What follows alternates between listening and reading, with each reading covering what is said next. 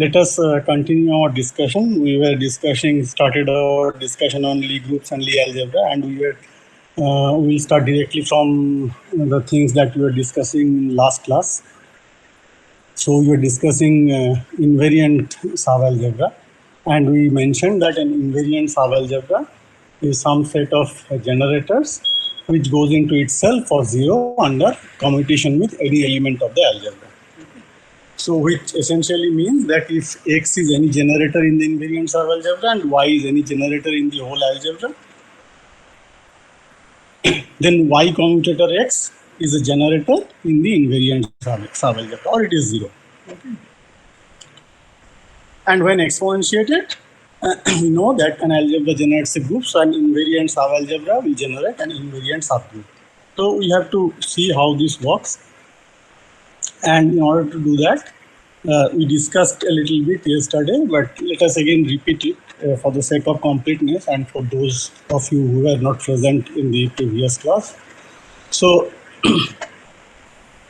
as I said, X is any generator in the invariant subalgebra. So it will generate an element of the group which is e to the power ix. Okay. I'm suppressing all these parameters, etc. here, so all absorbed in X. And suppose we said that Y is any generator in the whole algebra, so that means an element of the group is e to the power iy, which I denote here as G.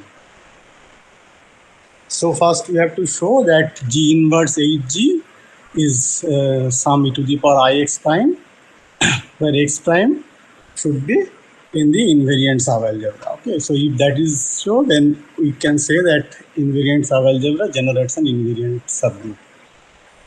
Okay.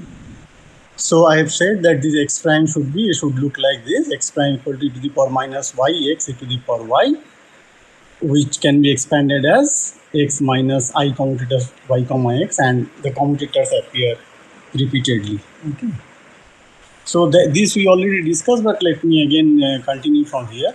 So let us calculate this G inverse Hg. G inverse is e to the power minus iy, H is e to the power ix, and G is e to the power iy. So we have to expand this. We did it in the tutorial class yesterday on Friday. So what we will do, we just first calculate e to the power minus iy, x square e to the power iy, which can be written as e to the power minus iy xx e to the power iy. And then between these two x, I just insert e to the power iy to the power minus iy, which is the identity matrix. And then we just combine like this: e to the power minus x e to the power iy, and e to the power minus iy x e to the power iy, and e to the power minus iy x e to the power iy from here. So that gives us e to the power minus iy x e to the power iy whole square. So we see that e to the power minus iy x square e to the power iy is e to the power minus iy x e to the power iy whole square. And similarly, one can easily show that e to the power minus iy x to the n e to the power iy is given by e to the power minus iy x e to the power iy to the power n.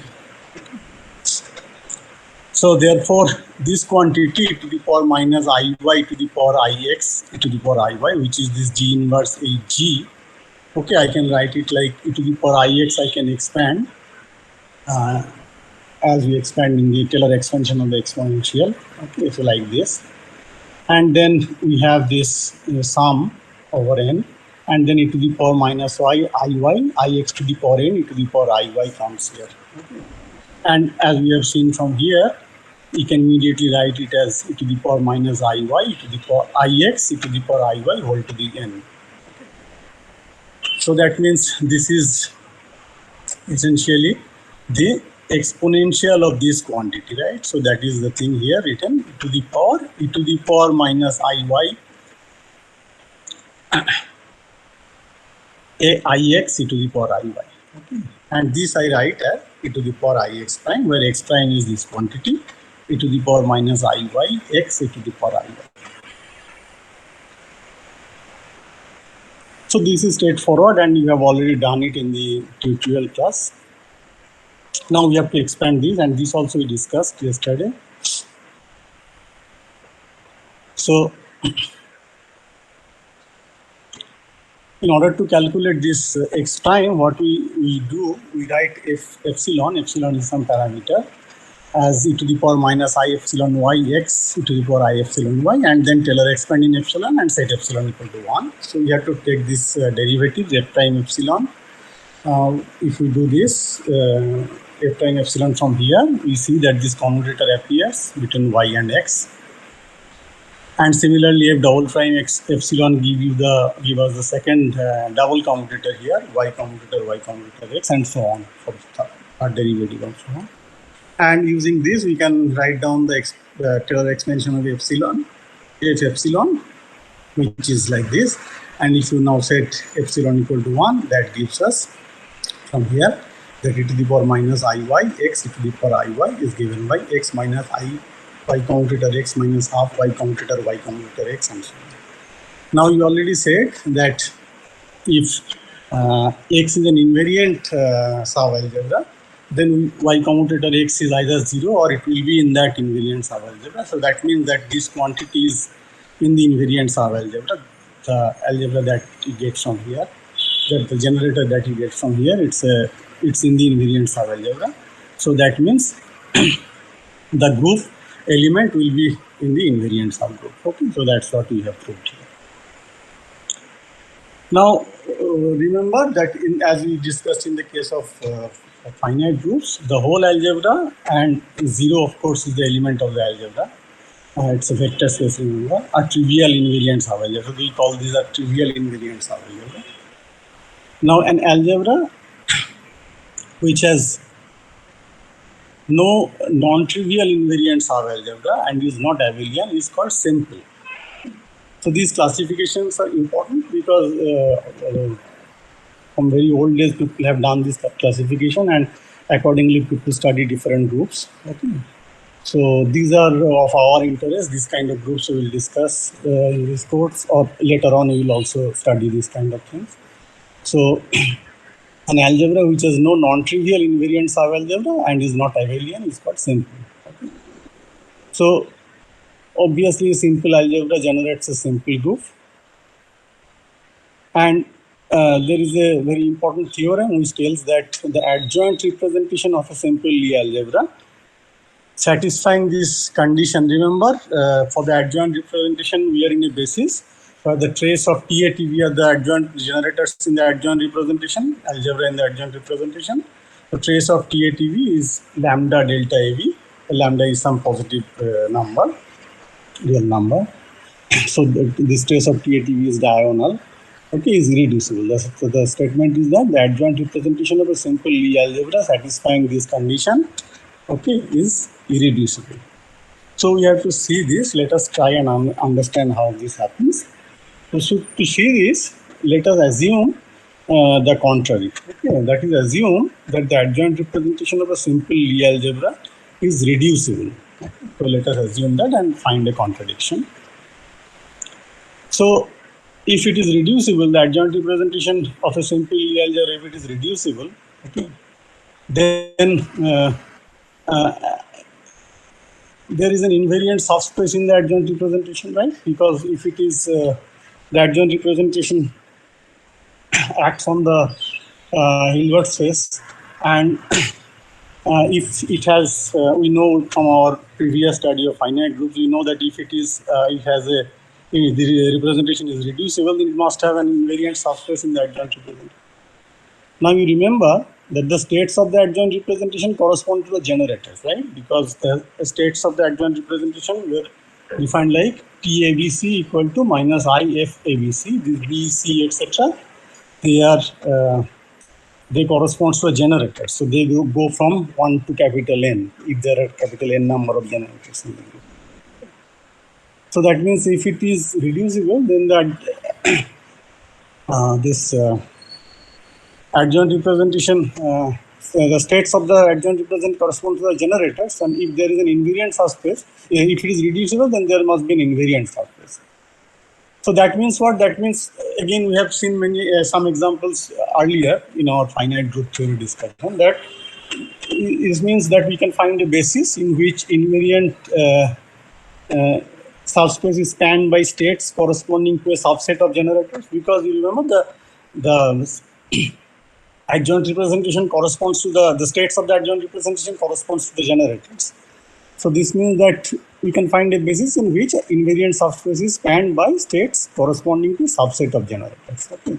So let us assume that the invariant subspace is spanned by the states corresponding to subset of generators TR, where R goes from 1 to 8. Say total number of generators is N, capital N. So out of that, I say that 1 to K corresponds to the invariant. They form the invariant subspace in some basis. Okay. Invariant subspace.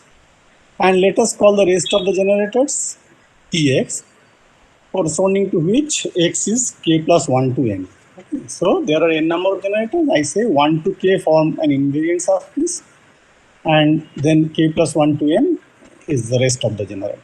Okay. Now, this R equal to 1 to k, they span an invariant subspace. So that means what? If you want to find out the matrix representation of these adjoint generators in the adjoint representation, what we'll have to do? We have to operate these TAs, the adjoint generators in the adjoint representation, on the basis vectors. And so they will be linear combination of the basis vectors, and you look at the coefficients, take the transpose, and that will give you the matrix representation of the generators in the adjoint representation, right? Now I have said that R equal to 1 to k corresponds to the subset of generators which span the invariant subspace, right? So that means what? Invariant subspace means any vector if you take from that invariant subspace, T acts on that, it will give a vector on that invariant subspace, right? So that means it will be a linear combination of the basis vectors from R equal to 1 to k, and then you will have 0 times vector, the state basis vector of corresponding to k plus 1, k plus 2 up to n. 0 times that plus 0 times the other one, right? And then you take the transpose, and that will give you the matrix representation of TA. So since this k R equal to 1 to k span the invariant subspace, we must have TAXR for all x and all r equal to minus, of course, this is the definition of the adjoint representation, minus IFAXR. IFAXR is the structure, corresponding structure constant. That should be equal to 0 for all A, all X, and all R. Is this clear to everybody? If not, please let me know. Sir, could you please explain why again 0? TAXR? This 0? Why this 0 is coming? Yes, sir. Yes. Why? So what you have to do?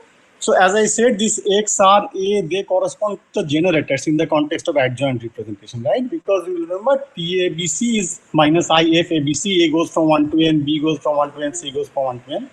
So that means these are the generators. So I have said that the states, it forms, if there is an invariant subspace, this representation is reducible, then there is an invariant subspace, and I say that the invariant subspace is spanned by the basis vector, the states corresponding to R equal to 1 to k. The generators, so we have n, capital N number of generators, 1 to k forms an invariant subspace, right? Now if that is so, then if you have to find out the matrix representation of T, okay, so matrix representation of TA meaning you want to see what is the matrix representation of TA in this basis, where there is an invariant subspace of TA corresponding to states R equal to 1 to k. Then what will happen?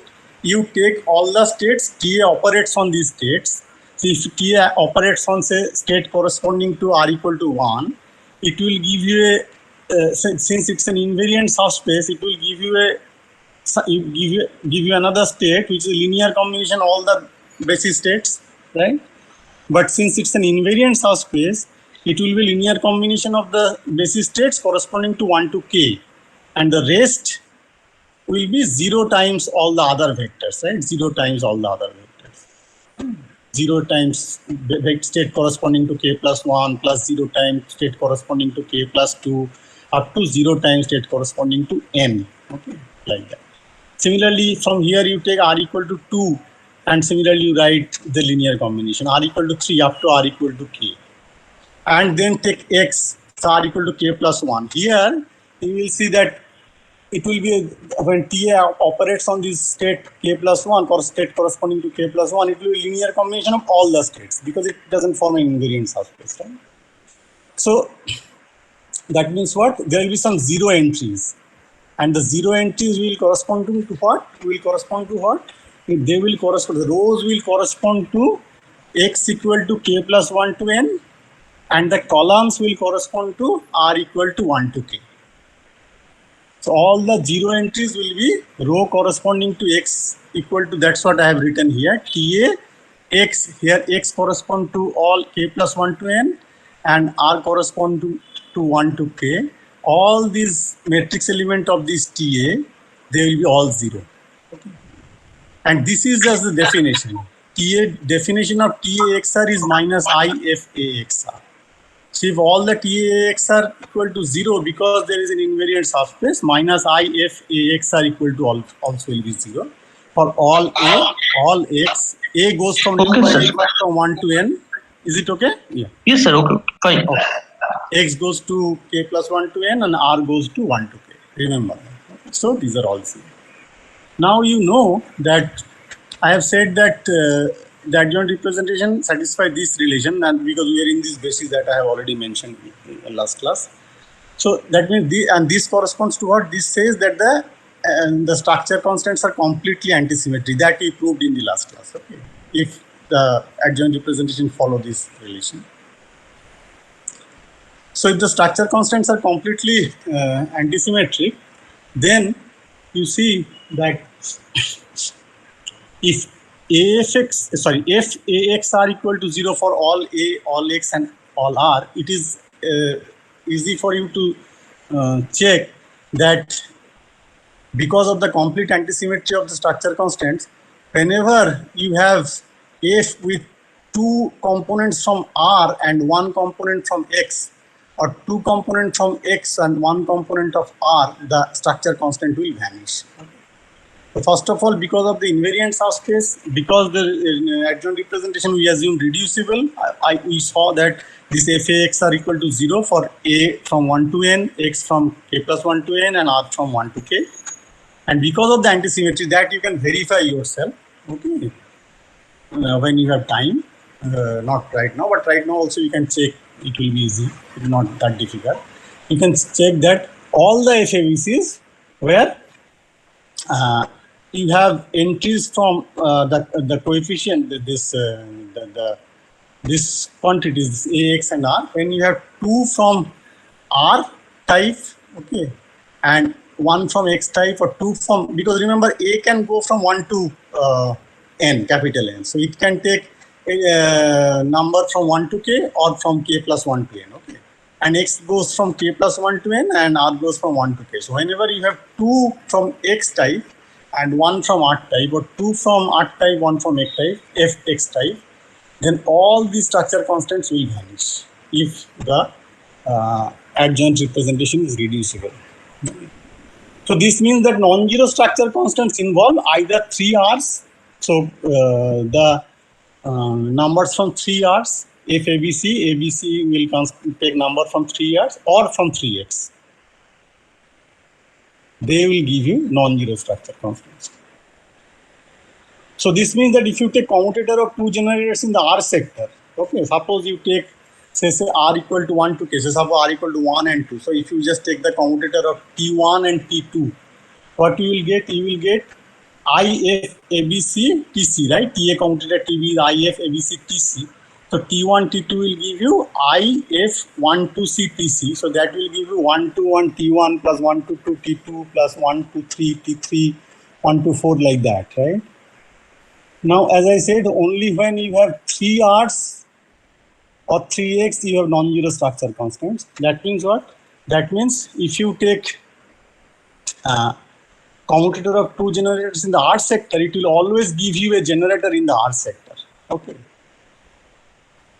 Is that clear?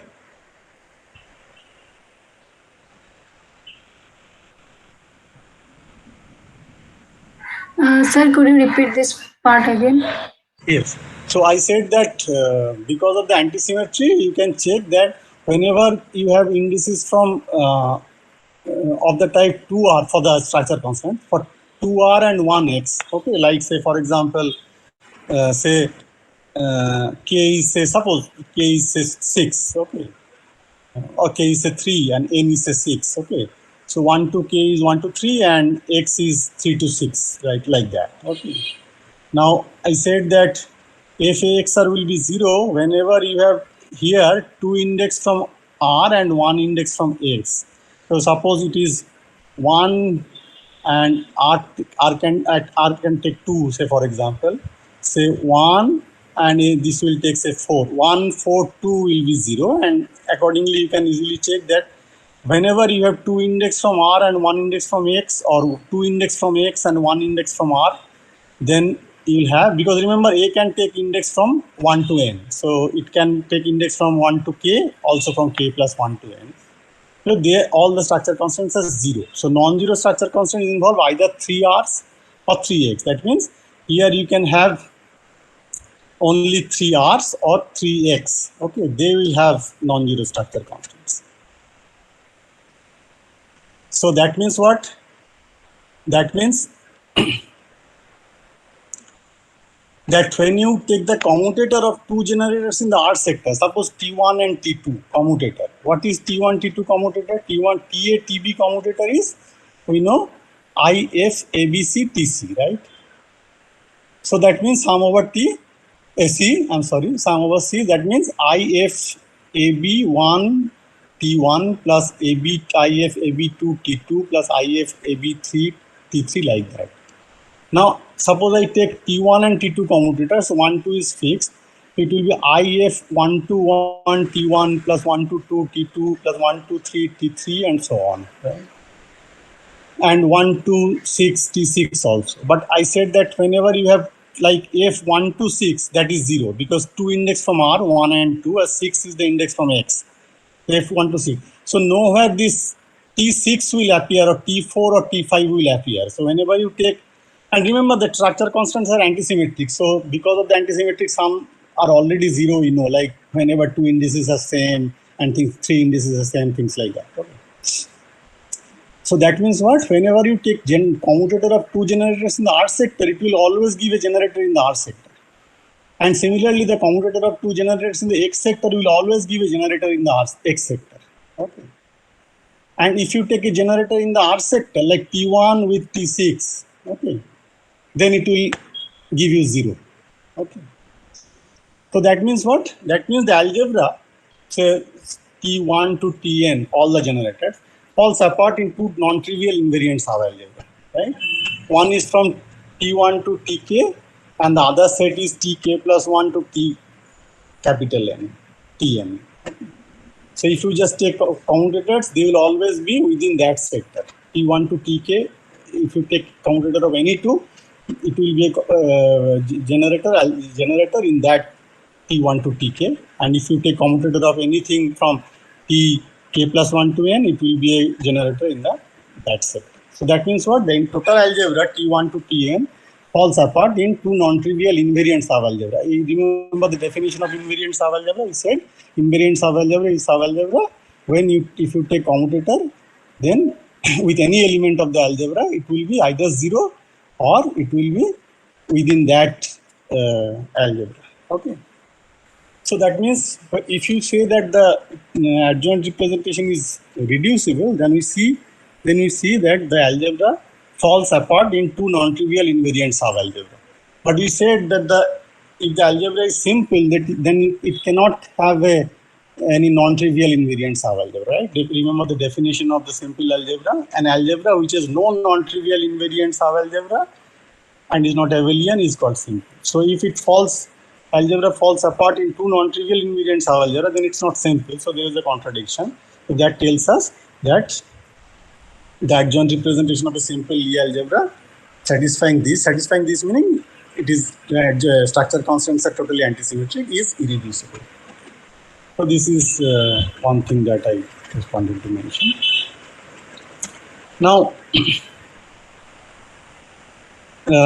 also there is something very important. One must take note of that. Is called the abelian invariant sub-algebra. So abelian invariant sub-algebra consisting of consists of a single generator which commutes with all the generator of the group. Okay. So suppose you have a group where there is a generator which commutes with all the all the generators of the group. Then we say that this is an abelian invariant subalgebra. Okay. So we call such an algebra U1 factor of the group. Okay. So we suppose there is a generator which commutes with all the generators of the group. Then we say that the algebra, such an algebra is U1 factor of the group. Remember, U1 is the group of phase transformation. Okay, so U1 is like a group which is like the elements are like e to the power I theta, phase transformation. So on the states, it acts like e to the power I theta. Remember, in general, we have e to the power I, say some theta A, TA are the generators. In the case of E1, the group elements like is it like a phase transformation e to the power I theta. And if you look at the representation, you can write it like say to the power I some q theta. Q is the generator, right? Corresponding to the Lie group, the E1 group. It's the generator of phase transformation. E1 factors generally do not, E1 factor do not show up in the structure constants at all. Okay, and this is because the structure constants corresponding to an abelian group are all zero. If you just look at since they commute with all the other generators, the structure constants will all be zero. So that means what? These abelian invariant subalgebras, these E1 subalgebras correspond to directions in space of generators. So all the generators correspond to some direction in the space of generators, right? All the x's, right? So if x is a generator, it corresponds to a generator which commutes with all the generators. It corresponds to direction in which all these Ka's. Remember this relation trace of TA TB equal to Ka delta AB. So for abelian invariant subalgebra, E1 subalgebra, these Ka's are all zero actually, because you know that if X is a E1 generator, f AB is equal to 0 for all B and C, right? Because the structure constants are all zero. If X is a E1 generator, because it will commute with all the other generators. So all the for structure constants for all B and C will be zero if X is a E1 generator. So that means what? If FABC is all zero, then this TA will also be zero. So here it corresponds to K equal to 0. So that means the corresponding K is 0. Okay. So that means what? That means the structure constant do not tell us anything about the E1 subalgebras. So E1 subalgebras are a bit different. Okay. Structure constant cannot tell us anything about E1. So algebras without abelian invariant subalgebras are called semi-simple. Okay. I'm telling you this definition because we will be essentially discussing, or you will also study later, this simple and semi-simple Lie algebras. Okay. So algebras with, well, we will also discuss algebras with abelian invariant subalgebras, but that's a different story. Let us not discuss it here. So algebras without abelian invariant subalgebras are called semi-simple. Okay. So remember that every semi-simple Lie algebra is either simple or is built up by putting simple algebras together. By what I mean that if you take simple algebra, direct sum of simple algebras, then you can form a semi-simple algebra. Okay. So semi-simple algebra is either simple, that means it doesn't have an. So simple algebra is what? Remember, simple algebra was which doesn't have any non-trivial invariant subspace. So that means it also doesn't have abelian invariant, subalgebra. So simple algebra is what? Which doesn't have any non-trivial invariant subalgebra. So that means it doesn't also have abelian invariant subalgebra. Okay. So that means simple algebras are always semi-simple. Okay. But if you have a semi-simple algebra which doesn't have any abelian invariant subalgebra, that is not true. That is not simple because it can have non-trivial invariant subalgebra. Okay. So if a Lie algebra is semi-simple, then it is certainly semi-simple.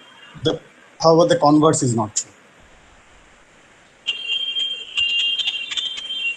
So that means in semi-simple Lie algebras, every generator has a non-zero commutator with some other generator because it doesn't have any E1 subalgebra, which E1 subalgebra generator commutes with all the subalgebra, so structure constants are zero.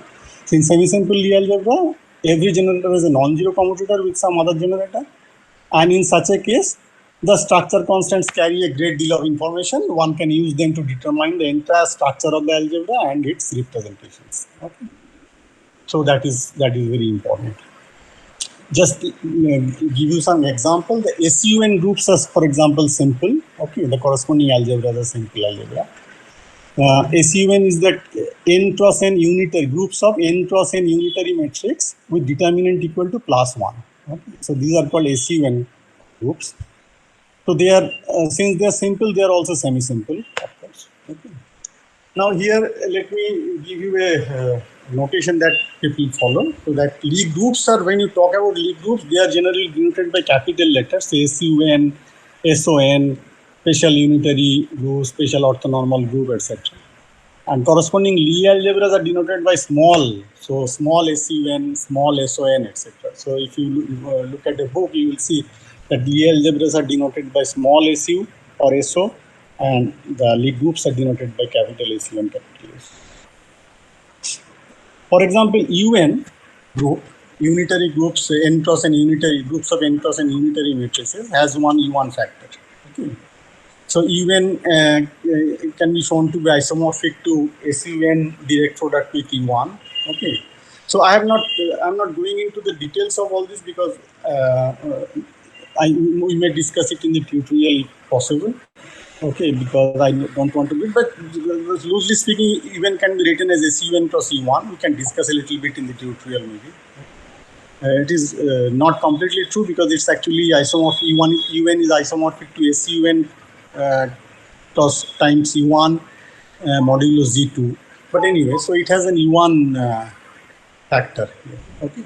So that means UN is actually not semi-simple. Okay, because it has this U1 factor. SO2 is abelian, we have seen in the class, so that means it is not simple.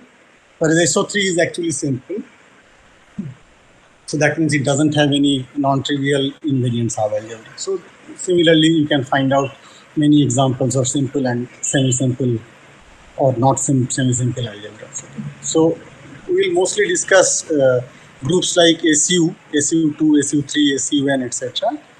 Because you can think, as you see, that UN has this U1 factor. U1 factor, as I said, it's a phase transformation, overall phase. And we know that unless and until you talk about interference and all, overall phase doesn't really matter. You just cancel the overall phase from your calculations. So that's why you just consider this SUN type of things and not UN. So these are the kind of groups that we will be discussing in this course. Now, before going to a specific example of SU2, 2 cross 2 special unitary matrix, let me just briefly discuss how the algebra, that is the generators, act on the states of the Hilbert space. Okay.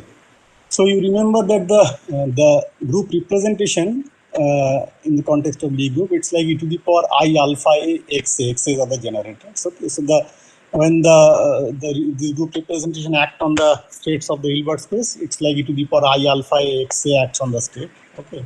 We want to find out how the generators, because they can also be thought of as either linear operators or matrices, so they can also act on the states. So we want to find out how they act. So this is just a side remark that I would like to make. So XA, the generator acting on the states of the Hilbert space, can be written like this. This we have learned already in the context of finite groups also. So you just insert this complete set of states. Okay, so this is identity. J is summed over, remember that. Okay. So this can be, so this JXAI is the JIth matrix element of XA. So XA acting on I can be written as sum over J, XAJI. Now in the Hilbert space, the group element of the representation transform the Kates as follows. I is transformed to I prime. It is equal to e to the power I alpha A XA I, right? Because this is the group element, so it transforms the states like this, and the corresponding bra will be transformed like e to the power minus I alpha XA acting on the bra. Now suppose there is an operator which acts on the states of the Hilbert space, so operator O. So it acts on the states and gives us OI.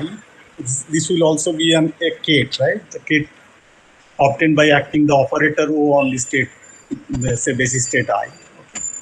So this will also be transformed like e to the power I alpha xa OI. And now here I insert this e to the power minus I alpha xa e to the power I alpha xa. So that gives e to the power I alpha xa I, if I call is I prime, as we have mentioned it here, I prime. So that means OI goes to O prime I prime, okay, where O prime is this quantity e to the power I alpha xa O e to the power minus I alpha xa.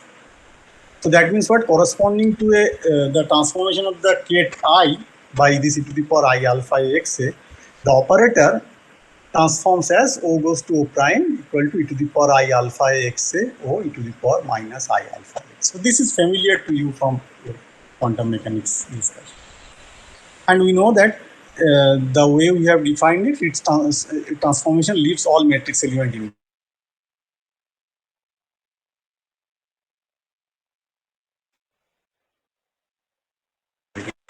So that you can easily check that IOI means invariant, then O transforms as O prime. In order to see how the generators act on the states, okay, the gates and the bras and operator, what you have to do, you have to look at, because generators are the exponential corresponding to the group element. So you have to take infinitesimal transformation so that you bring down the generator and you just take the look at the change in the state. So I was the initial state, the transform state for the infinitesimal transformation is 1 plus I alpha xa acting on I. So the change in the state is given by, I just put a minus I here just to click this positive plus alpha xa here. Okay. So that is the thing. So minus the change in the state is given by the transform state minus the original state. So that is equal to alpha xa I. And similarly, if you look at the change in the bra, so that is given by minus of alpha xa bra I. Okay. So corresponding to an operation alpha xa on the kate or xa on the kate, the corresponding transformation in the bra is minus alpha xa on the I. And for the operator, what will happen? You again take the infinitesimal transformation, so O prime minus O, change is called delta O. Okay. And if you just do this algebra here, so you see that it is like O plus I alpha xa O times 1 minus I alpha B xB. I have changed the dummy index here because we are taking product. And then that gives us to the linear order in alpha. O plus I alpha xa O minus I O alpha xa plus order alpha square from here minus O. So O cancels. Okay. So that gives us this commutator of this quantity is the commutator, right? And minus I is outside. So this gives us alpha xa commutator of it. So corresponding to a transformation on the kate by the generators, by the algebra, you see the bra changes as minus of this and the operator transforms as the commutator. Okay, so that is what we just found. So that the action of generators xa on kate I, that is xa acting on I, corresponds to the action of minus xa on a bra, that is minus I xa, and the commutator for the operator O. Operator O is like the action of the operator O on the kate corresponds to the commutator of this generator with the operator. So if you demand the invariance of a matrix element IOI, so this can be expressed as IO change in the kate, which is xai, plus the change in the operator delta O that we discussed here. Delta O is the commutator of the generator with the operator minus the change in the bra, this, and that the entire change should be equal to 0. So this is just, I wanted to mention how the generators act on the states in the Hilbert space. Now let us also discuss something. Yes. Oh, sir, can you please explain this line again? This equation? This last line. Yes, sir. Yes. Yes. So I said that you see this, we calculated the change on the states when the generators act on the states, right? Or the group element, infinitesimal group element acts on the states. So we have calculated the I prime, it is I prime for infinitesimal transformation. Change is I prime minus I is the change, so that is delta I. Similarly, change in the bra is delta I bra, which is like minus this, and change in the operator, this was O prime for infinitesimal transformation. Whenever you have to look at the transformation corresponding to generator, you have to bring down the generator from the top of the exponential. You take the infinitesimal transformation. You take the change. So delta A is given by this commutator that we have calculated here.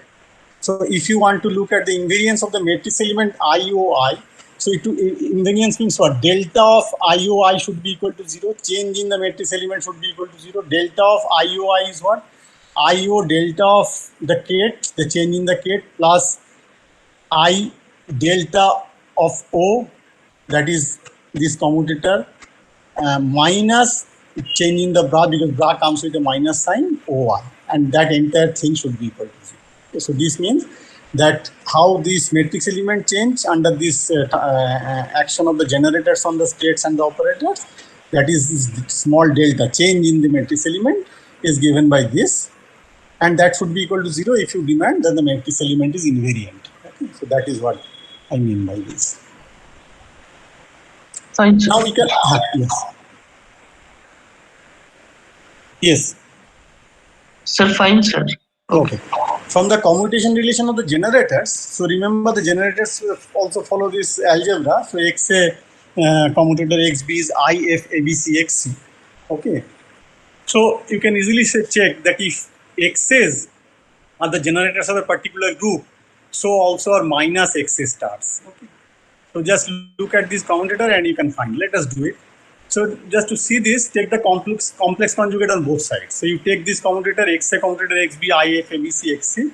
You take the complex conjugate on both sides. You will have XA star XB star on the left hand side, and right hand side you have, you remember FABC are real, that we have proved, and then you take a minus sign here. Okay. So both sides you will take a minus sign. So you can just take that if you take the complex conjugate of both sides here, so this will be minus I. Okay. And because this is a commutator, if you take minus sign here, it will remain invariant. In both the places, if you take minus sign. So that means if you just take complex conjugate, and if you remember that FABC is a real, you can see that minus XA star also follow the same algebra. Okay. So if that's what I have said, that if X's are generators of a particular group, so also are minus XA star, because they follow the same algebra.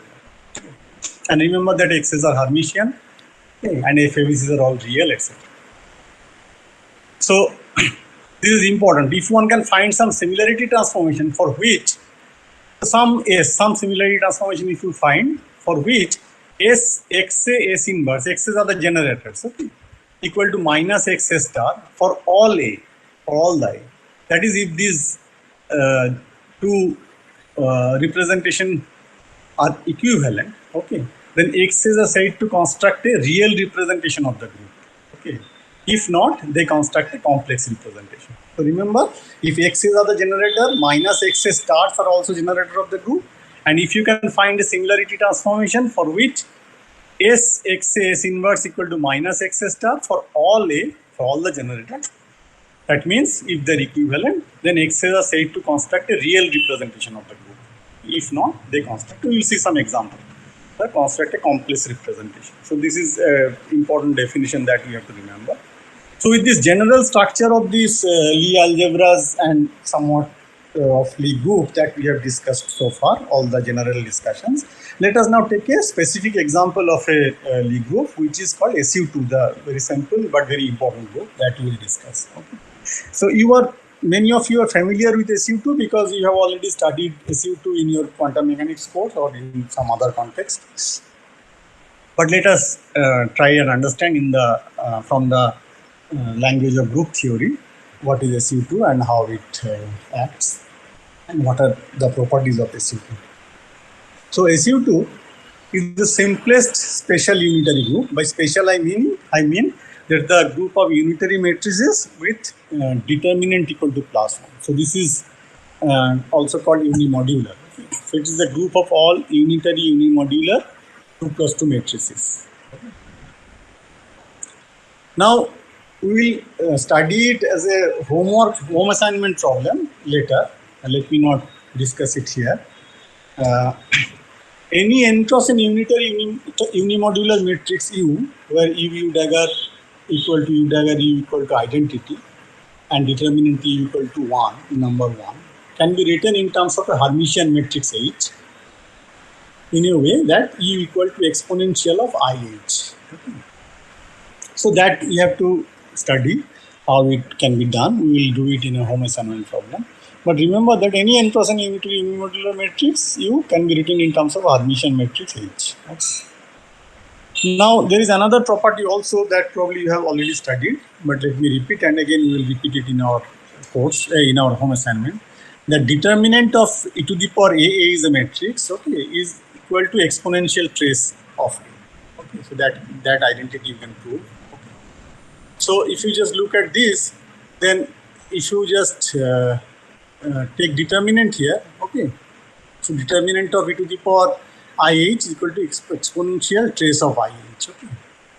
And if determinant equal to 1 for n-cross n unitary modular matrix, which I denote by SUN, okay, then H must be traceless, okay. So that determinant U equal to 1. So the H, these Hermitian matrices, okay, they are all traceless Hermitian matrix, and you know that any element of this matrix, this is n-cross n unitary unimodular matrix, can be written in the form of exponential IH. As you can easily identify, this H are the Hermitian generators we are talking about. Okay, but determinant U equal to 1 tells you that H must be traceless, so that determinant U equal to 1. Now again, we will also learn in the home assignment problem that SUN will have n square minus 1 traceless Hermitian generators, and among them only n minus 1 are diagonal. So this you can understand by finding out the number of independent real elements of an n-cross n unitary unimodular matrix, that is unitary matrix with determinant equal to 1. Okay. So you will see that the number of independent real elements is now n square minus 1. Okay. And the number of independent diagonal elements are n minus 1. Okay. That you can find out. We will do it as a homework problem. So that corresponds to the fact that SUN will have n square minus 1 traceless Hermitian generators. Among them, only n minus 1 are diagonal. So in the context of SU2 will have 2 square minus 1, so 3 traceless Hermitian generators, and among them 2 minus 1 equal to 1 will be diagonal.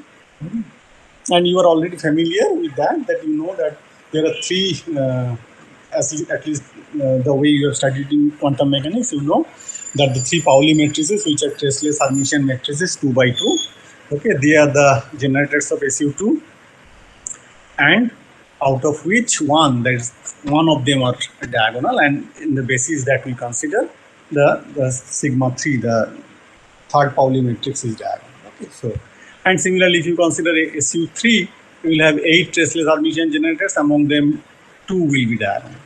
So now the number of diagonal generators of this SUN group, they are called the rank of the group. So thus SU2 is a rank 1 group because it has only one diagonal generator. SU3 is rank 2. Now any element of SUN can be written as, obviously you know that U equal to exponential I sum over A alpha A XA. I have written the sum here explicitly, okay, although there is a repeated index A, explicitly just to show that A goes from 1 to n square minus 1, because these are the number of Hermitian generators that you can have for SUN. For SUN, there are a number of Hermitian generators equal to n square minus 1. You have to learn that later. Now the generators themselves are n cross n matrices, of course. Okay. but they are not members of SUN. They are Hermitian, traceless Hermitian matrix. Members of SUN are unitary matrices with determinant 1. Now, the generators in the adjoint representation will be obviously n square minus 1 times n square minus 1 matrices, because you know the adjoint representation, the dimension of the adjoint representation equal to the number of the generator. Okay, so number of generators is n square minus 1. So that means the generators of in the adjoint representation are n square minus 1 times n square minus 1 matrices. Now these generators can have different representation. Okay, the representation accordingly you will get different representation of the SUN elements. Okay.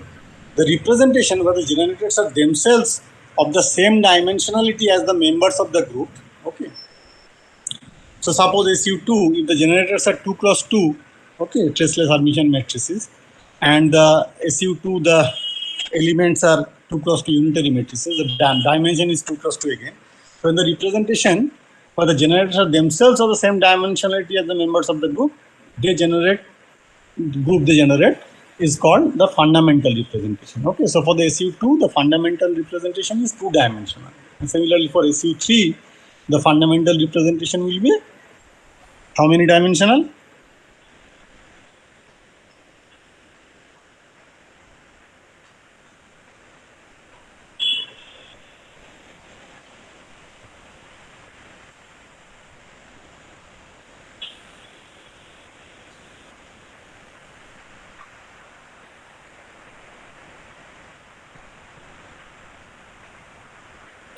Eight. So, is it Raj? Yes, sir. Yes. Raj, what you said, 8-dimensional, that should be the dimension of the adjoint representation. Because Yes. in the case of SU3, you know that 3 square minus 1, so that is 8. 8 is the number of generator. So that means the adjoint representation will be 8 cross 8 dimensional. Okay. But I am talking about generally the representation of the generators. Okay, so not only adjoint representation, in general, when the representation, representation of the generator, when you exponentiate this generator, it will give you the group element, right?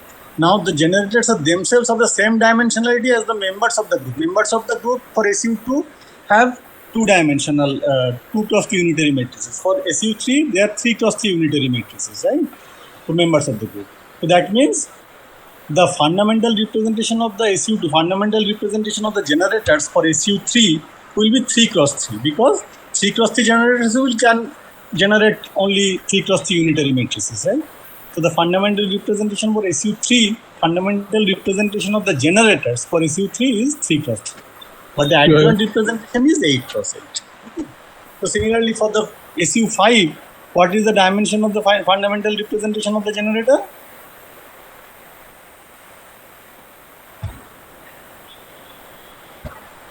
5. 5 plus 5, yes.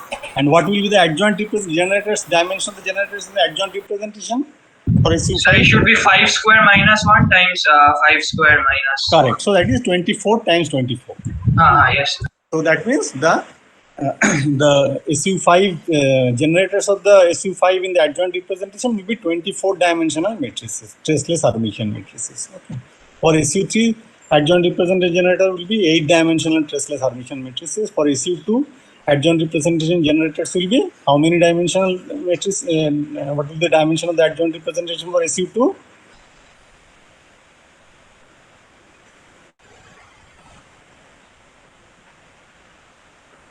For SU2, what will be the dimension of the adjoint representation?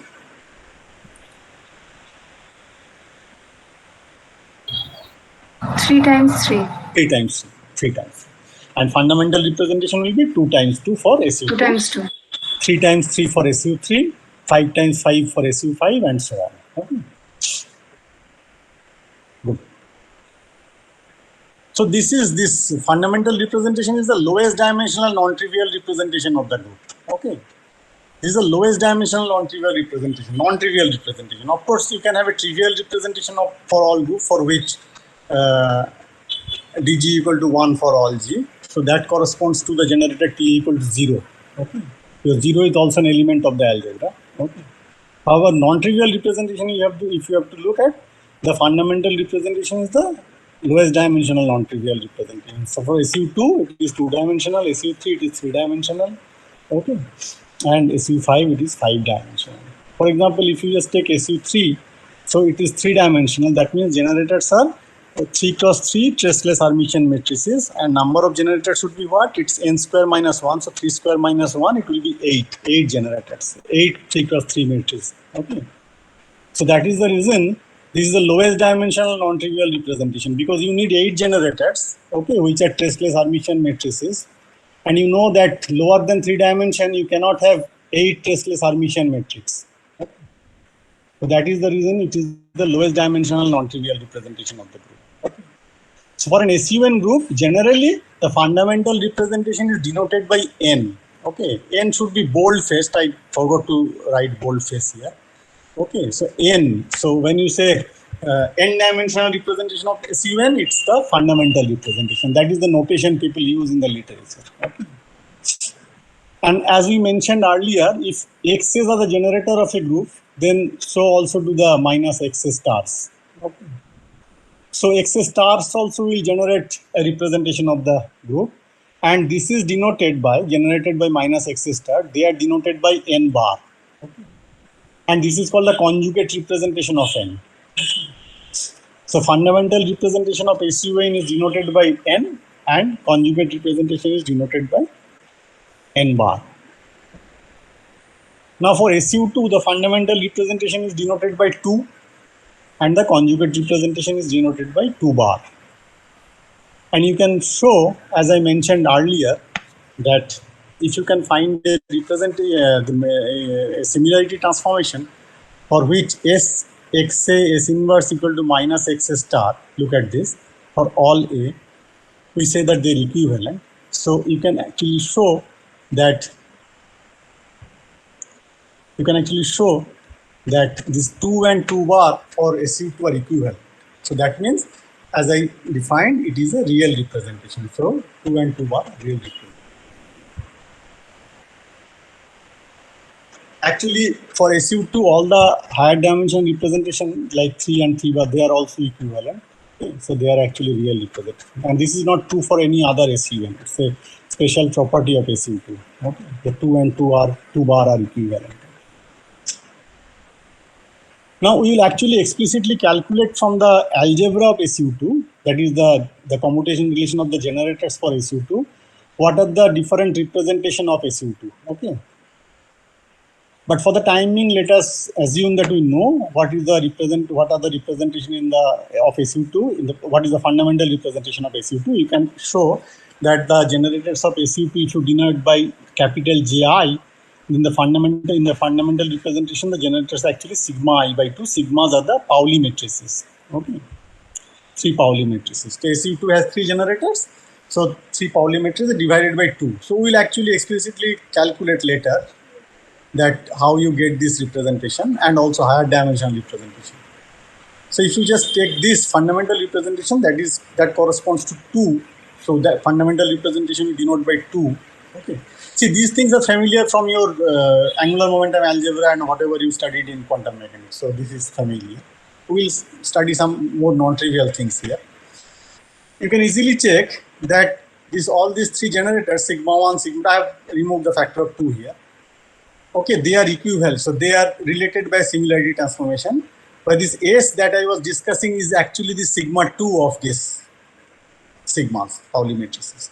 So for example, sigma 2, sigma 1, sigma 2 inverse is minus sigma 1, and sigma 1 is real, so that is equal to minus sigma 1 star. Sigma 2, sigma 2, sigma 2 inverse is minus sigma 2 star, which is equal to sigma 2. This is, remember, that is imaginary element. And sigma 2, sigma 3, sigma 2 inverse is minus sigma 3, which is equal to minus sigma 3 star, because sigma 3 is real. Okay. So that means we see that this 2 and 2 bar, okay, they are equivalent. So this is a real representation for SU2.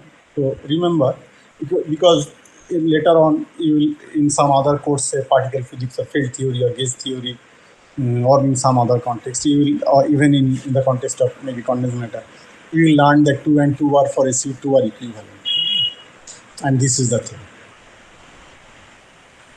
So an element of SU2, as we studied in the very first class, can be written as exponential of the generators with some parameters.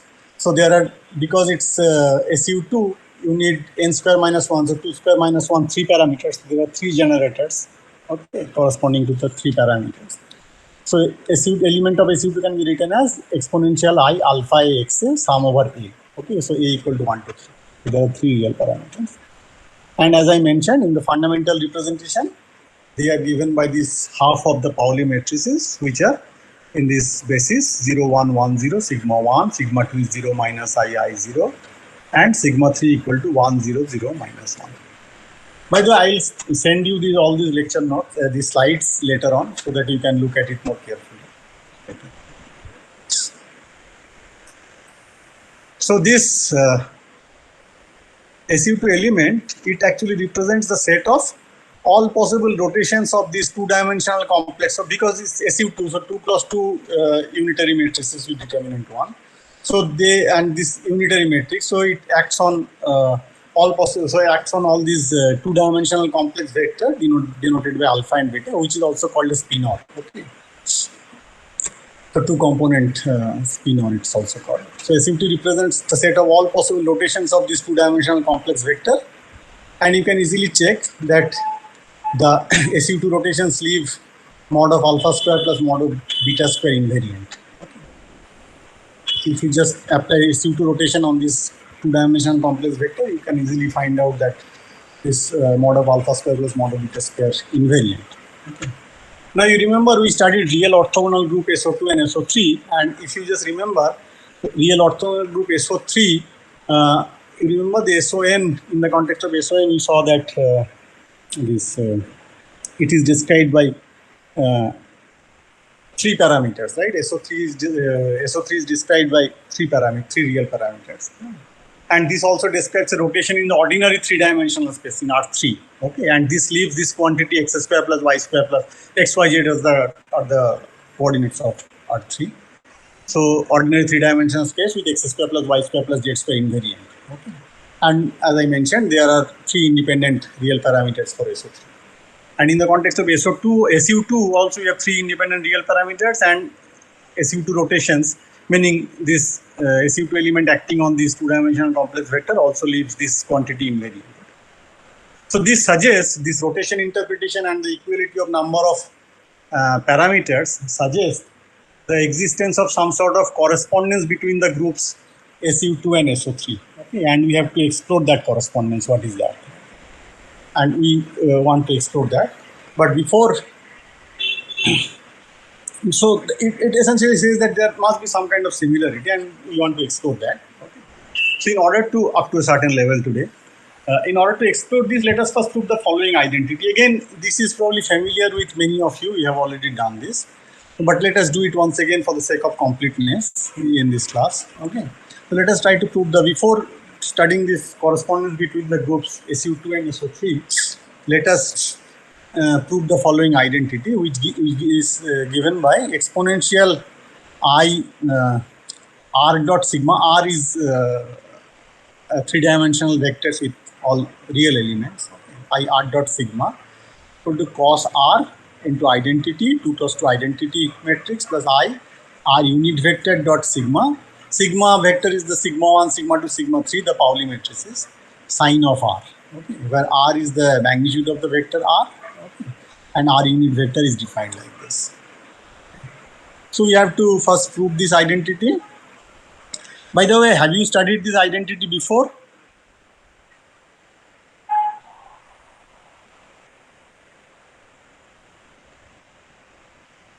So I used it once during examination. Not in class? No, sir, it was a surprise. So it came. Oh, so it is in the quantum mechanics exam? Yes, sir. Yes, sir. Okay. Let us do it systematically here. So that's okay. I think it should be good. It should be a good exercise. Okay. So before doing that, let us first try to prove this identity. What is this sigma dot A times sigma dot B, where A and B are two vectors. Let us consider their real vectors. Okay. So sigma dot A meaning it is like sigma I AI, okay, sum over I, and sigma dot B is sigma J Bj, okay, sum over J. So I can write sigma dot A times sigma dot B as sigma I sigma J AI Bj, okay. Look at the steps. Okay. Now sigma I sigma J can be written as half of sigma I sigma J plus sigma J sigma I plus sigma I sigma J minus sigma J sigma I. And then AI Bj is outside, okay, summed over I and J. Now this quantity is the anti-commutator of sigma I and sigma J, sigma I anti-commutator sigma J, and this is the commutator of sigma I sigma J, hence AI Bj. Now if you just take the Pauli matrices and if you calculate the commutator, you can easily show that anti-commutator of sigma I sigma J is twice delta Ij times the identity matrix, 2 plus 2 identity matrix, and sigma I say sigma J commutator is twice I epsilon Ij k sigma k. Epsilon Ij k is totally antisymmetric in Ij and k, okay, and Ij and k all goes from 1 to 3. So have you studied these identities? The sigma I sigma J anti-commutator is this and commutator is this. Yes, sir, we know that. This you know. Very good. So this we can write like this. So if it is like that, then what will happen from here? You see that if you just look at the last line here, so that will give you what? This will first term will give you A dot B with the identity matrix here, and the second one is essentially A cross B, right? So that will give you I sigma dot A cross B. So this I epsilon Ij k AI Bj, that will give you the A cross B kth component. So that will give you I sigma dot A cross B. So that is the identity, that sigma dot A times sigma dot B is A dot B times identity plus I sigma dot A cross B. So you have to remember that, but I just wanted to show you this. Now we have to calculate this quantity exponential I r dot sigma. So for that, what I choose here in this place of A and B, we say that set A equal to B equal to R vector. Okay. So that means what? If you just put R here, so sigma dot R, so A equal to B equal to R, so that is sigma dot R or R dot sigma whole square is what? This is R square times identity matrix, the I sigma dot R plus R, which is 0, so that is R square into identity. If you take the cube, so that will give you what? That will give you R square comes from here, okay, and then identity will be observed here. Okay. R square times, so that is for the square, you get R square, and then another R dot sigma factor. So that is essentially R cube, R unit vector dot sigma vector, okay. R unit vector I defined on. So in general, you can show that R dot sigma to the power twice n is R to the power twice n into identity matrix, and R dot sigma to the power twice n plus 1 equal to R to the power twice n plus 1 R unit vector dot sigma vector for n equal to 1, 2, etc. So now if you want to find out exponential I r dot sigma, that's what we have to find out. Exponential I r dot sigma is, of course, we know the expansion 1 plus sum over n I to the power n by n factorial r dot sigma to the power n. Now we can separate it into two different parts. One is for n equal to even and another is for n equal to odd, because this is a summation. Okay.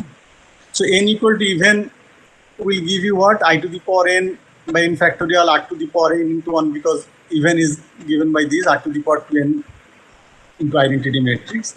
So if I take even, it is just r to the power n which comes here. Okay. And then it is r dot sigma, r unit vector dot sigma vector times r to the power 2n plus 1. So it is like r unit vector dot sigma vector sum over n for n equal to odd. This is I to the power n r to the power n by n factorial. Right? We can separate it into two different parts like this. And if you just look at this expansion for n equal to even, that gives us cos of r or r to the power n, this sum over n equal to even times identity.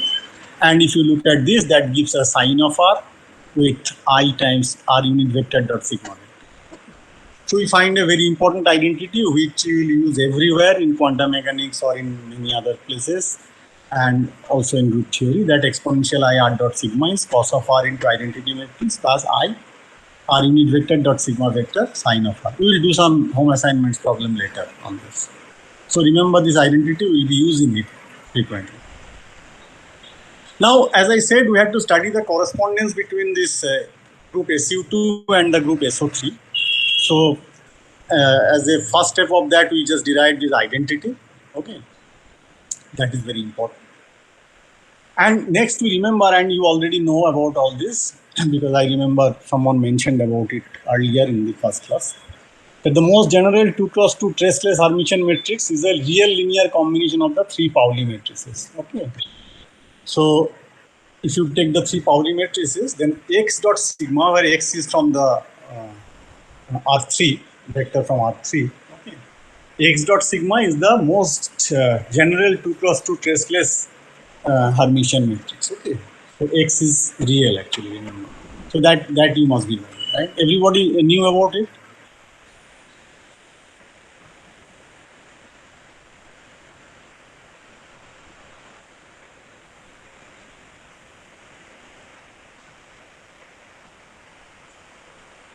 Akshay?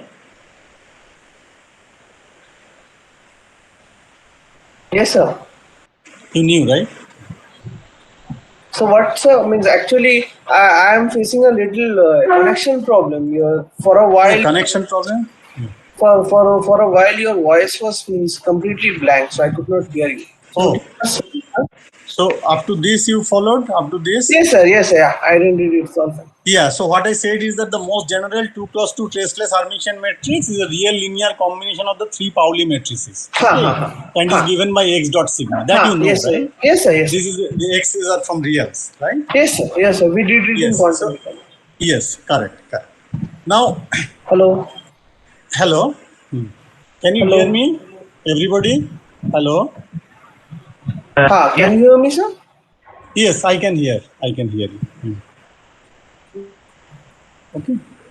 Now a transformation from the vector space R3, that is from X vector to the set of traceless Hermitian 2-2 matrices, is defined as X mapped to X dot sigma. Okay, so this is a transformation of mapping from X to this is a homomorphism actually from the vector space R3 to the set of traceless Hermitian 2 cross 2 matrices.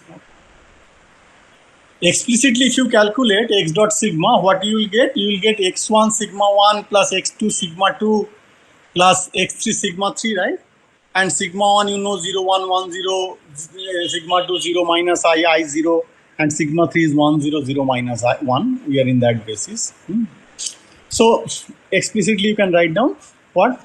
X dot sigma is x3, x1 minus ix2, x1 plus ix2 and minus x3. So this is the most general 2 cross 2 traceless Hermitian matrix. Okay. Traceless you can easily check here. Okay. Now, and x's are all real, x1, x2, x3, they're all real. And this is the Hermitian, that also easily can be checked. And also you know that sigmas are Hermitian, so this is also Hermitian. Now it follows that if you calculate the determinant of this quantity, what is the determinant? This is minus x3 square, and from here you get minus x1 square minus x2 square, right? So determinant of x dot sigma is given by minus of x vector square. Now let us consider that capital X, let us assume that capital X equal to x dot sigma. Okay. So x dot sigma I can write as sigma L XL sum over L. Okay. So this means that sigma k into this x can be written as sigma k sigma L XL. Okay. Now again, using this identity of involving this Pauli matrix sigma k sigma L, you can easily check this identity that sigma k sigma L is I is the 2 cross 2 identity matrix, delta KL, delta is the Kronecker delta KL plus I epsilon KL M sigma M. And from there actually easily check that trace of sigma k sigma L is twice delta KL. Because trace of sigma M is 0, is a traceless Hermitian matrix, and then trace of I is 2, so that gives us trace of sigma k sigma L is twice delta KL. So what we get from here, if you take the trace of this quantity sigma kx, this trace of sigma kx, what we will get? Trace of sigma k sigma l times xl. So trace of sigma k l sigma l is twice delta kl, so that will give us twice xk. Right? So trace of sigma k times this capital X, which is x dot sigma, gives us twice xk. So xk is given by half of trace of sigma k times x dot sigma. So you can easily see this is the inverse transformation from the element of R3 to the set of 2 plus 2 traceless Hermitian matrix. Okay. That is the inverse transformation. So xk's can be obtained from given this x dot sigma using this transformation. Okay. So remember that this is also very useful. That will be. Now let us take an element u corresponding to SU2. Okay. You know that u in general can be written as e to the power I in the fundamental representation, e to the power I alpha dot sigma a, alpha a sigma a by 2, alpha dot sigma by 2. Okay. So this is an element of SU2 in general. Okay. Now let us try to prove that a real vector y exists such that y dot sigma, there should be a vector sign here, I missed it actually. Okay. There should be a vector sign here. Y dot sigma is equal to u x dot sigma x inverse. Okay. So u is, remember u is an element of SU2. I have taken an element of SU2 and I construct this quantity that u x dot sigma u inverse. Remember x dot sigma is the most general 2 plus 2 real traceless Hermitian matrix. So I say that the real vectors always exist y is a real vector element of R3 such that y dot sigma equal to u x dot sigma u inverse, okay, for any real vector x. Okay. And in order to prove that, it is sufficient to prove that u x dot sigma u inverse is a 2 plus 2 traceless Hermitian matrix. So if you can prove that this quantity is a traceless 2 by 2 Hermitian matrix, then you know that any traceless 2 by 2 Hermitian matrix can be written in terms of some y dot sigma, or y is in R3, that is y is real vector. Okay. Y is real vector. So you have to prove that u x dot sigma u inverse, where u is an element of SU2, 2 plus 2 unitary matrix with determinant 1. Okay. Then you can write that this quantity can always be written as y dot sigma. Remember sigma, there is a vector sign here, I missed it. So in order to show that, you have to first show the tracelessness. So trace of this quantity, if you take, you know that because of the cyclic property of the trace, this gives us trace of x dot sigma, and x dot sigma is a traceless Hermitian matrix, so this is equal to 0. So that this is a traceless matrix. Okay. Next also you have to check the Hermitian condition. So you just take the dagger. If you take the dagger, you get here u inverse is u dagger because u is a unitary matrix. So u dagger is u x dot sigma dagger, u dagger is u inverse, so u inverse. Okay. Now we know that x dot sigma is a Hermitian matrix, so x dot sigma dagger is x dot sigma. So u x dot sigma u inverse dagger is, we get u x dot sigma u inverse. So that means this is also a Hermitian matrix. So that tells us that u x dot sigma u inverse is a 2 cross 2 traceless Hermitian matrix. And that means what? That means it can be written for some y, it can be written as y dot sigma. This means what? This means that yi can be written as half of trace of y dot sigma sigma I. Remember that we have seen that xk can be written as half of trace sigma k x dot sigma. So similarly, if yi also can be written in terms of half trace of y dot sigma times sigma I. Now, y dot sigma is what? We have constructed it in such a way that y dot sigma is u x dot sigma u inverse. So just replace y dot sigma by u x dot sigma u inverse. So yi is given by half of trace of u x dot sigma u inverse sigma I. Now, x dot sigma can be written as some xj sigma j, sum over j. So I take the xj out. So that is half of xj trace of u sigma j u inverse sigma I. And this quantity I write as rij, this half of trace U sigma j U inverse sigma I. This I write as Rij. So what I get? We get Yi is Rij xg. Okay. So this is an expression for Rij in terms of the SU2 matrix U. We get Rij, okay, expression for Rij as in terms of the SU matrix U. Rij U is half of trace U sigma j U inverse sigma I. So let us remember that, keep in mind that Rij can be written in terms of this SU2 matrices U. Now you also note the determinant of y dot sigma was what? It was U x dot sigma U inverse. So determinant of y dot sigma is determinant of U x dot sigma U inverse. And using the property of determinant, you can easily show that this is equal to determinant of x dot sigma. Now, remember the determinant of x dot sigma we calculated here earlier, and determinant of x dot sigma is minus of x vectors mod square. Okay. So that means since determinant of y dot sigma equal to determinant of x dot sigma, from here we get y mod square equal to x mod square. So that means what? This linear transformation which takes x to y through this Rij, yi equal to Rij xj.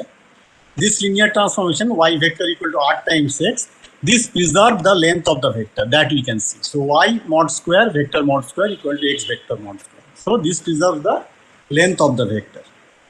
Now let us take a particular element of SU2 for our simplification. In general, you can take any general element of SU2 and get the same conclusion. I will not go into that. A little bit more complicated. This way it is much more clear and very transparent, and you see some interesting feature. So I just take an element in the 3 direction. Okay. So remember, an element of SU2 can be written as e to the power I alpha dot sigma a by 2. So I take only the 3 direction. That is, I take alpha 1 equal to alpha 2 equal to 0 and alpha 3 equal to alpha 3. So the element of SU2 in the 3 direction can be written as e to the power I alpha sigma 3 by 2. And similarly, U inverse will be e to the power minus I alpha sigma 3 by 2. So this is the special element I have chosen just for simplicity. In general, you can get the same conclusion using a most general element. Okay. So if you just take this U and U inverse like this, you can calculate Rij U here. So that is equal to half trace of, so e to the power I alpha sigma 3 by 2 is what? We have already derived this identity here, remember.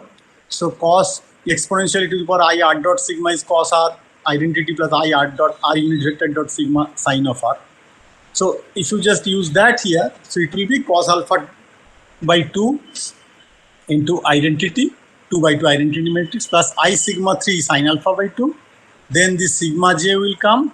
Then U inverse is minus, so it will be cos alpha by 2 identity 2 plus 2 minus I sigma 3 sine alpha by 2 times the sigma I which is there. Okay.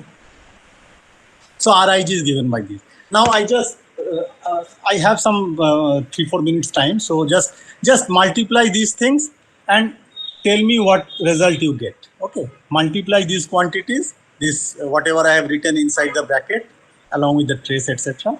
and tell me what you get. All the terms that you get.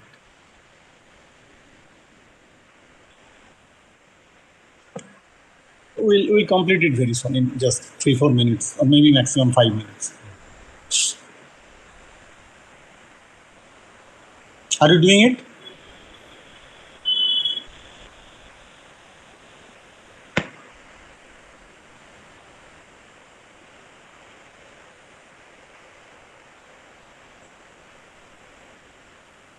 Sir? Hello, can you hear me? Yes, sir. I got disconnected for a while. Can you repeat? Oh, I said that this Rij is written here in this last expression. Okay. Hello. Yes. Yes, sir. Yeah. You just expand and write all the terms separately. Okay. It's a Okay. product. Yeah. Have you written it already? No, sir. I'm writing on it. Yes. So like cos square alpha by 2, identity and things like that. There will be all these matrices are there. So remember the correct order of the matrices. Okay. The sigma sigma 3, etc. identity, they are matrices. Of course, identity commute. So, but the sigma 3 and then sigma j and sigma I all are there. Keep the correct order of the matrices and expand the quantity inside the trace and write them as separate traces, because they will be sum of different quantities, different expressions. Is it clear? Yes, sir. Yes. Write it down and tell me.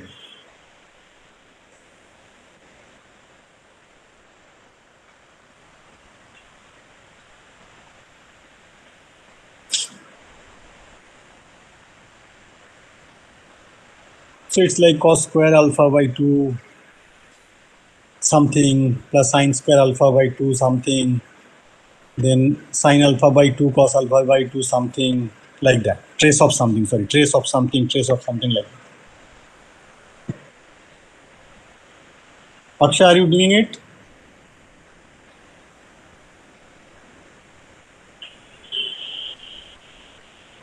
Debraj, Simon, Shomona, Yes, sir. Shafar, Yes, sir. Yes, sir. please Yes, do. sir. Sir, but I can't see anything on the screen from half hour. I'm just trying to follow what you're saying. Oh, sorry. What you can't see? Sir, I have some problem with my connection. I mean, it only shows presenting, but the presentation is not showing. So I'm just trying to Oh. follow what you're saying. Oh, you are not able to see my slides. Others, sir. are you able to see my slides? Yes, you can see this, but there is some problem, network issues Oh, network issues. on our end, I think. Oh, I see. Yes, sir. I guess it is on my end because I can hear you. So I'm just trying to follow what you're saying. Okay, then let me just show you, because I don't have much time. It's already 1 o'clock. Let me just write down the final the result from here, and you just do it independently and verify that you get it correctly. Okay, so the Rij, if you just expand this quantity, this was written in the earlier slide. Okay, so you just, I'll send you the slides later. You can check. So you just expand this. Shomo, can you see my slides? Yes, sir, I can say it. You can see, and you verify that this is the expression that you get if you just multiply all the times. Okay, Yes, sir. you get it, Jayashree? Yes, sir. Yes, sir. I got it. Okay, you got it, right? Yes. Now we have to do these trace calculations using this. Let us do it very fast, because you know. First of all, the first term, that is sigma j sigma I trace. So trace of sigma j sigma I is twice delta ij, that we have already seen in previous slide. Now we have to calculate trace of sigma 3 sigma j sigma 3 sigma I. Now sigma 3 sigma j is delta 3j identity, 2 cross 2 identity, plus I epsilon 3j m sigma m, and sigma 3 sigma I is delta 3i 2 cross 2 identity plus I 3i m sigma m, I 3i n sigma m. Okay, so you have to multiply these quantities. If you multiply here, you will get delta this trace, you and take the trace. So for this identity term, you will get 2. The trace of identity is 2 cross 2 identity, and 2 times delta 3j delta 3i. And the trace of this single sigmas will all be 0 because they are traceless. And then this quantity, this epsilon 3jm times epsilon 3in, so that will give you this twice delta mn, because sigma m sigma n trace will come. So that will be minus twice epsilon 3jm epsilon 3in delta mn. Okay. And if you now take this quantity, you know this quantity can be written in terms of the Kronecker deltas. So that will give you, this entire thing is 2 delta 3j delta 3i minus 2 delta 3 which is 1, of course, delta ji minus delta 3i delta j3. Okay. Please check this calculation later on at home and convince yourself. If there is any mistake, just correct it. Okay. Because the final result is correct. Okay. So you can do this trace, and there is another trace involving this quantity sigma 3 sigma j sigma I minus sigma j sigma 3 sigma I. That can be written as using the cyclic property of the trace. You can take it as you can write it as minus of trace of sigma 3 sigma I sigma j minus sigma j sigma I. Sigma I sigma j is I sigma is sigma j minus sigma j. Sigma is the commutator of sigma is sigma j, which is I epsilon ij k sigma k. So then it is sigma 3 there. So it's a trace of sigma 3 sigma k, and I epsilon ij k comes out with a minus sign. Okay.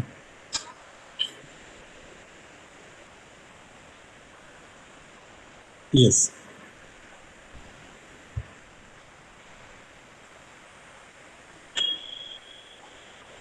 Where is this factor of 2 coming from?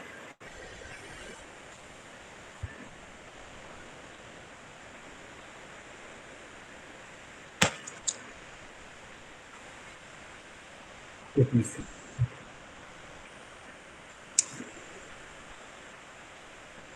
Can you see this trace? Any one of you? Where is this factor of 2 coming from? Maybe I made a mistake somewhere.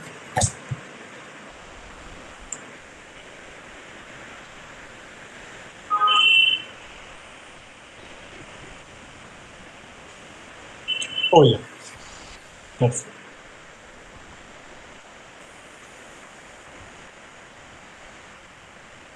Because that's the commutator, right? Yeah, sorry.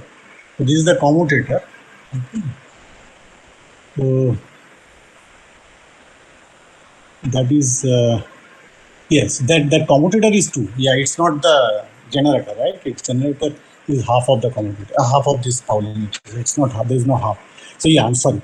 So the trace of this commutator is actually twice I epsilon ij k sigma k, right? Yeah, sorry, I made it.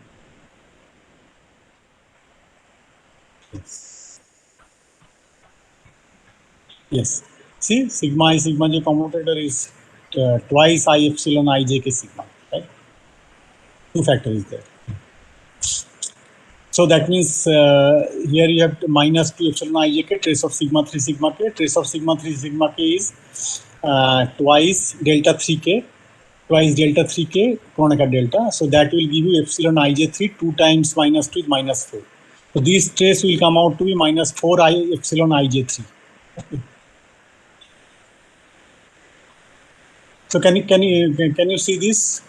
Jayashree, Shomok, and who all can see this? Sir, I verified. Yes.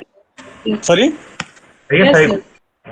You could see and you get this result, right? Yeah. Yes, sir, I got it. Okay. Very good. So that means what? You just replace this trace in this expression for Rij. Akshay, did you get this result? Chomo, Raj. I'm arbitrarily calling names. Okay. Yes, sir. Sohini, Kotha, Yes, sir. Samona. Yes, sir. Good. So Rij comes out to be cos square. Then this half factor is there. They cancel with these 2 factors. So cos square alpha by 2 delta ij plus sin square alpha by 2 delta 3j delta 3i minus delta ij plus 2 sin alpha by 2 cos alpha by 2 epsilon ij. Just do one calculation for me. If you have this, if you can see this expression for Rij, just calculate the quantity R11. Take I equal to 1, j equal to 1 and tell me what you get. Just once, and then rest of the things I'll show you. Just do one calculation. I'll just take 1 more minute. So you said R11. R11. If you can see this expression, just calculate R11 and tell me.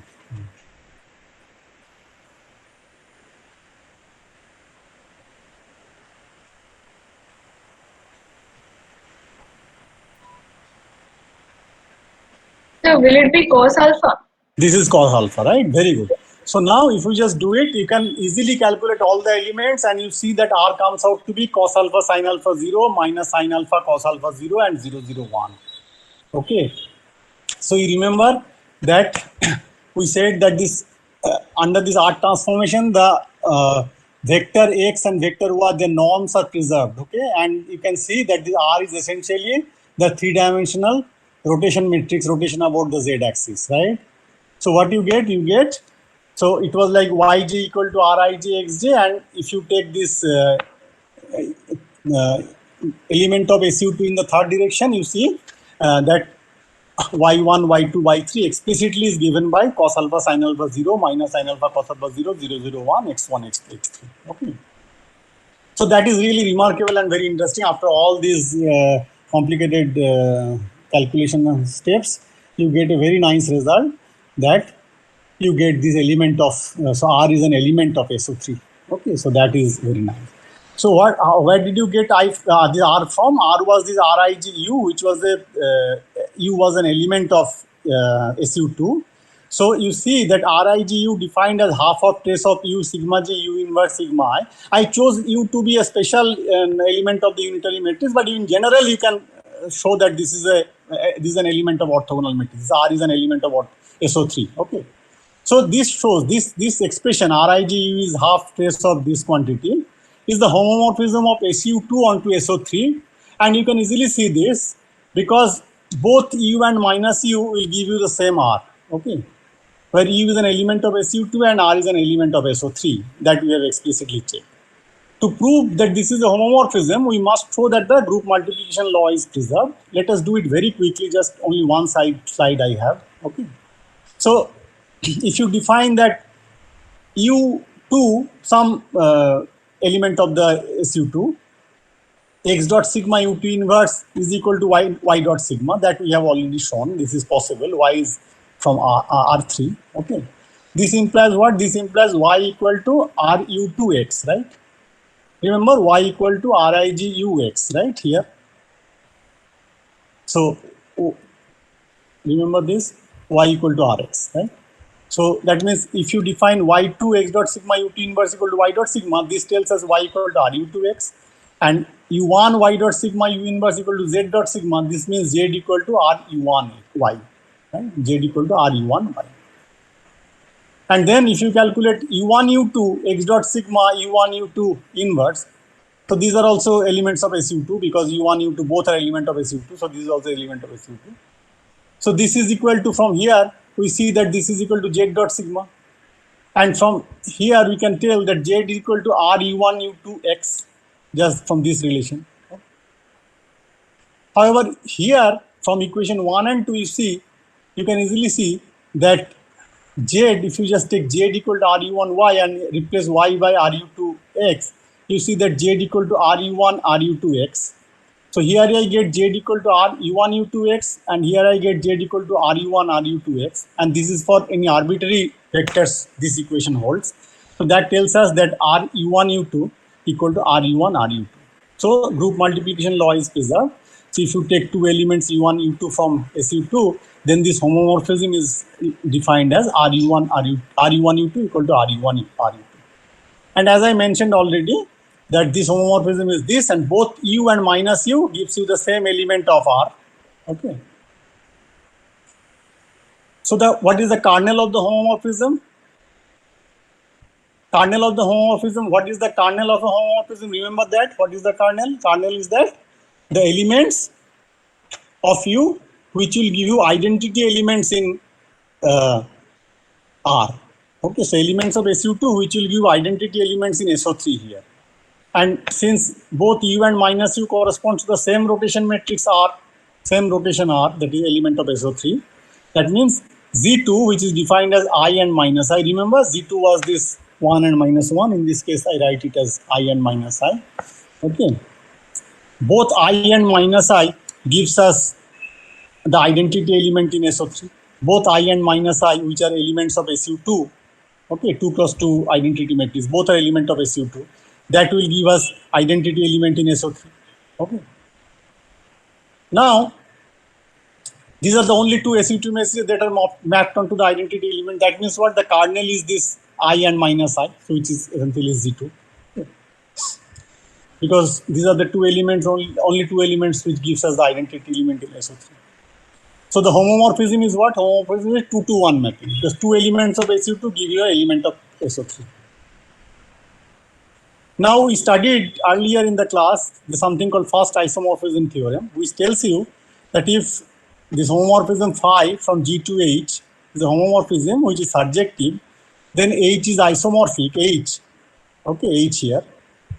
So it's a homomorphism from group G to H. H is isomorphic to G by G mod kernel of phi, kernel of this homomorphism. So here the group, the homomorphism from SU2 to SO3, it's a 2 to 1 homomorphism, so it's a surjective homomorphism. So it follows that SO3, that is this H here, is isomorphic to SU2, which is G here. So it is SU2 to SO3 modulo the kernel of phi. Kernel of phi was what? Kernel of phi is Z2, okay, I n minus. So this gives us the relation between the SO3 and the SU2 group, which tells us that SO3 is isomorphic to SU2 mod Z2. And this is a very important result, and it's a very well used one. And everywhere you will see this result. But that was the explicit detailed derivation of this homomorphism that I wanted to discuss in today's class. Okay. So with this, I'll stop today's class. Sorry for taking 10 to 12 minutes extra, but I wanted to complete this today. So I hope it was not a big problem for you all. And again, sorry for this. Okay. I'll stop here today. In case you have any questions.